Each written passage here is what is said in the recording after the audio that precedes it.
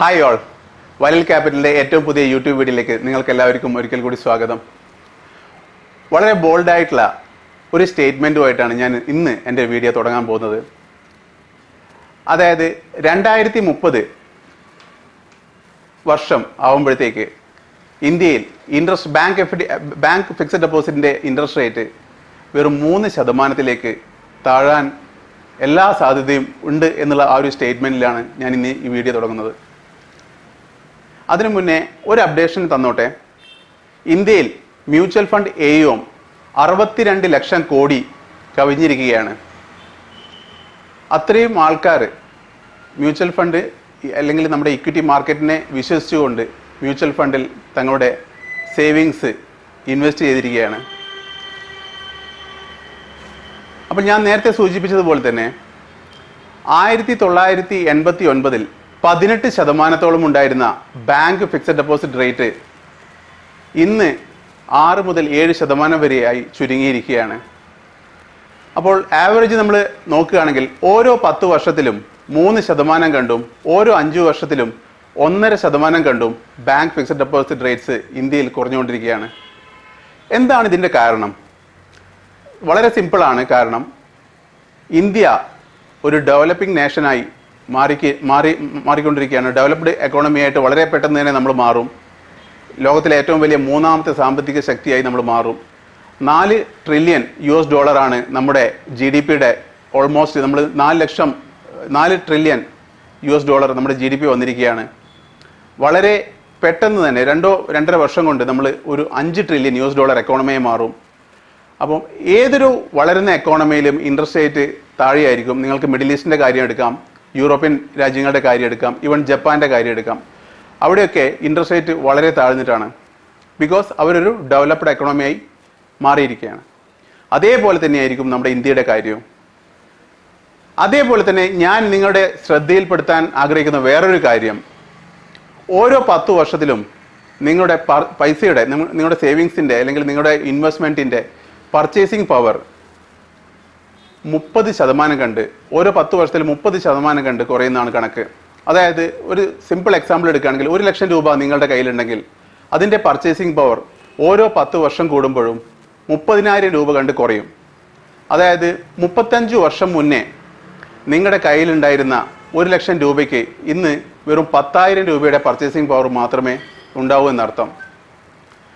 അപ്പോൾ നമ്മുടെ ഇൻഫ്ലേഷൻ ആണ് ഏറ്റവും റിസ്കിയർ ആയിട്ടുള്ള ഒരു ഫാക്ടർ എന്ന് ഞാൻ പറയും.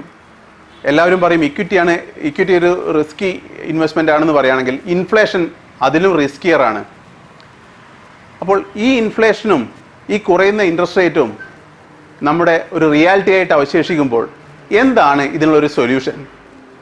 ഉറപ്പായിട്ടും ഞാൻ പറയാം, നിങ്ങൾക്ക് മ്യൂച്വൽ ഫണ്ടാണ് ഇതിൻ്റെ സൊല്യൂഷൻ. പക്ഷേ കഴിഞ്ഞ വീഡിയോയിൽ പറഞ്ഞതുപോലെ തന്നെ ഞാൻ 100% ഇക്വിറ്റി ഓപ്ഷൻ അല്ല ഈ വീഡിയോയിൽ പറയാൻ ഉദ്ദേശിക്കുന്നത്. കുറച്ചുകൂടി കൺസർവേറ്റീവ് ആയിട്ടുള്ള രീതിയിൽ നമ്മൾക്ക് 3 ഓപ്ഷൻസ് ഞാൻ നിങ്ങളുടെ മുന്നിൽ അവതരിപ്പിക്കുകയാണ്. അതിൽ ഏറ്റവും ആദ്യത്തെ ഒരു ഓപ്ഷൻ എന്ന് പറഞ്ഞാൽ ബാലൻസ്ഡ് അഡ്വാൻറ്റേജ് ഫണ്ടുകളാണ്. അതായത് 100% ഇക്വിറ്റി മാർക്കറ്റിൽ ഇൻവെസ്റ്റ് ചെയ്യുന്നതിന് പകരം ഇക്വിറ്റിയിലും ഡെപ്റ്റിലും തുല്യമായിട്ടുള്ള ഒരു അലോക്കേഷൻ കൊടുക്കുന്ന ഫണ്ടുകളാണിത്. കഴിഞ്ഞ 5 വർഷത്തെ ഒരു റിട്ടേൺസ് നോക്കുകയാണെങ്കിൽ 13.5% റിട്ടേൺസ് ഓൺ ആൻ ആവറേജ് ഈ ഫണ്ടുകൾ കൊടുത്തിട്ടുണ്ട്.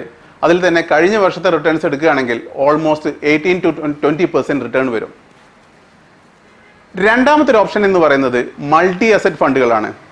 അതായത് ഇക്വിറ്റി, ഡെപ്റ്റ്, ഗോൾഡ് എന്നിവയിൽ ഇൻവെസ്റ്റ് ചെയ്യപ്പെടുന്ന ഫണ്ടുകൾ. ഈ ഫണ്ടുകളുടെ ഒരു ആവറേജ് കഴിഞ്ഞ 5 വർഷത്തെ റിട്ടേൺസ് എടുക്കുകയാണെങ്കിൽ ഓൾമോസ്റ്റ് 20% ഇയർലി CAGR. മൂന്നാമത്തെ ഒരു ഓപ്ഷൻ എന്ന് പറയുന്നത് STP എന്ന് പറയുന്ന ഒരു സിസ്റ്റമാണ്. അതായത് നിങ്ങളുടെ ഇൻവെസ്റ്റ്മെൻറ്റ്സ് 100% ഡെപ്റ്റിൽ തുടങ്ങിയതിന് ശേഷം എല്ലാ മാസവും സിസ്റ്റമാറ്റിക് ആയിട്ടുള്ള ഒരു എമൗണ്ട്, ഇപ്പോൾ സപ്പോസ് 1 ലക്ഷം രൂപ നിങ്ങൾ ഡെപ്റ്റിൽ ഇൻവെസ്റ്റ് ചെയ്തിട്ട് എല്ലാ മാസവും 1,000 രൂപ നിങ്ങൾ ഇക്വിറ്റി ഫണ്ടിലോട്ട് on a specific date transfer ചെയ്യുന്നൊരു സിസ്റ്റമാണ് സിസ്റ്റമാറ്റിക് ട്രാൻസ്ഫർ പ്ലാൻ, STP എന്ന് പറയുന്നത്.